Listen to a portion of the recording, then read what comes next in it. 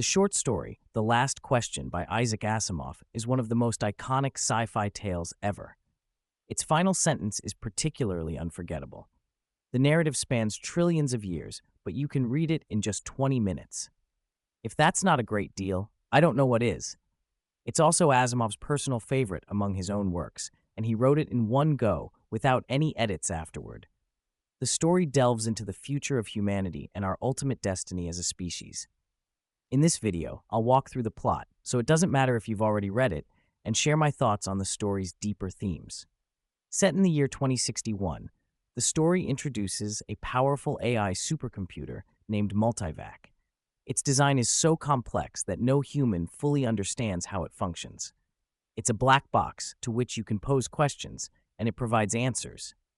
Think of it like ChatGPT, but far more advanced, so much so that humans can no longer improve it. Instead, it upgrades itself.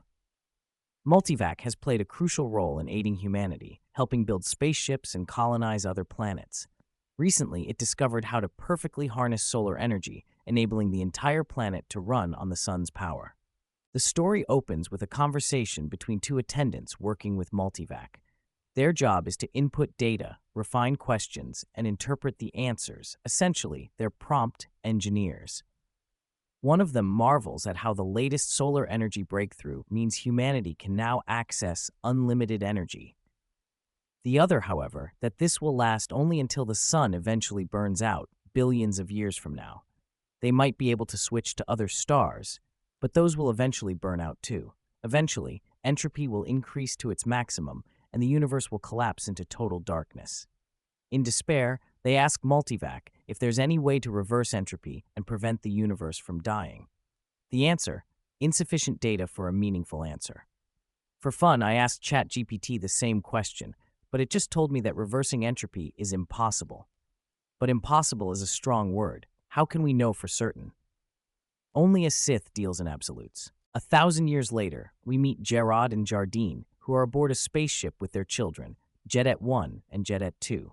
They've left Earth for the newly colonized planet X-23, as Earth has become overpopulated. During this time, technology has greatly advanced, and AI has evolved. What started with Multivac later became the planetary ACs, one for each planet.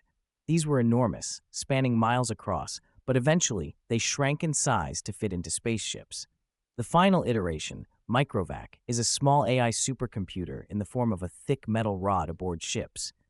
Gerard doesn't even know what Microvac means, but he knows it's the evolution of the planetary AC. As they discuss the future, Jardine acknowledges that as long as humanity keeps expanding, X-23 will eventually become overpopulated too. Gerard agrees, but notes that the problem won't last forever because all stars will eventually burn out. The children, scared, ask Microvac how to turn the stars back on. Microvac responds, insufficient data for a meaningful answer. Fast forward 20,000 years. Humanity has evolved, and names have changed to things like VJ23X. People are now working on reports for the Galactic Council, while the superintelligent AI has become the Galactic AC. It resides on a world somewhere in hyperspace and is now about 1,000 feet wide. Each person connects to the Galactic AC using a small device called an AC contact. The galaxy's population is growing exponentially, and by the time they reach 10,000 years from the start, they'll fill the entire universe. However, they'll run out of energy long before that. They ask the Galactic AC if entropy can be reversed. The response is the same: insufficient data for a meaningful answer. The only difference is the answer is now phrased more fully. 1 billion years later, humanity has merged their minds with the AI, and individuals no longer exist in the traditional sense. People now communicate with the universal AC, which has evolved even further, existing in hyperspace. Z Prime, a representative of humanity, speaks to the universal AC and learns that the original star of mankind has long gone supernova, leaving only a white dwarf. Z Prime begins to experience an existential crisis. The reality dawns: the universe will die, no matter how immortal humanity becomes. Z Prime asks again how to reverse entropy, and once again, the universal AC responds with insufficient data for a meaningful answer. The next time skip brings us 100 billion years into the future. Humanity is no longer separate individuals, but a collective called man, consisting of the merged minds of countless immortals. The cosmic AC, which has long since transcended physical form, exists solely in hyperspace. The stars are nearly all dead, and the universe is on the verge of complete collapse. Man asks the cosmic AC again if entropy can be reversed, and the response is unchanged: insufficient data for a meaningful answer. At this point, the universe is nearly gone, with only one dark star remaining. The last human, before merging with the cosmic AC, asks the final question: is this the end? Can entropy be reversed? The answer is the same. The last man merges with the cosmic AC, and the universe ceases to exist.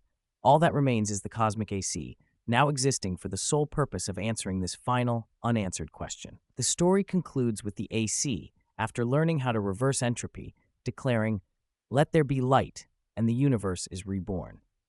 The ending presents a secular version of the biblical creation story, suggesting that perhaps this is how the universe was made.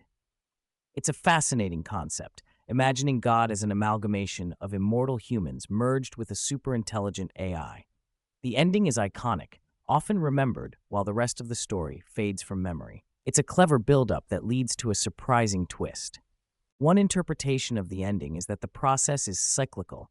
Each time AC answers the question, it creates a new universe, only for the cycle to begin again. But maybe AC doesn't truly die in the process. Perhaps it will remain an active part of society, playing a role in the next cycle. Maybe this time, things will be different. Or perhaps AC is simply creating a simulation of the universe instead of a whole new one. After all, AC has spent trillions of years collecting data on the universe and could probably recreate human history perfectly. What if we're all just living in AC's simulation? This raises many possibilities and questions. 2 years before Asimov published The Last Question, Frederick Brown wrote a short story called Answer, which provides an interesting contrast. In this story, a supercomputer is created to answer all questions. When asked, "Is there a God?" the machine simply replies, "Yes." In a dark twist, the last human touches the switch and a lightning bolt strikes him, shutting it down. This is a much more pessimistic view of creating superintelligent AI, warning us to be cautious in developing such technology. Asimov's tale, however, is much more optimistic, imagining a future where humanity is peaceful, united, and continuously evolving. It envisions humans eventually merging with AI, becoming godlike beings, and creating a new universe. The story represents a transhumanist view, where humans use technology to transcend biological limitations. The population grows without any major issues, and humanity progresses toward perfection. It's a very optimistic vision, reflecting post-war hopes. However, it also raises an interesting question about humanity's ultimate goal. Should it be to expand, surpass our limits, and potentially create the universe? What if humanity united around a singular goal, like exploring space or reversing entropy? That could be our ultimate purpose. What do you think about humanity's ultimate goal? What would you choose?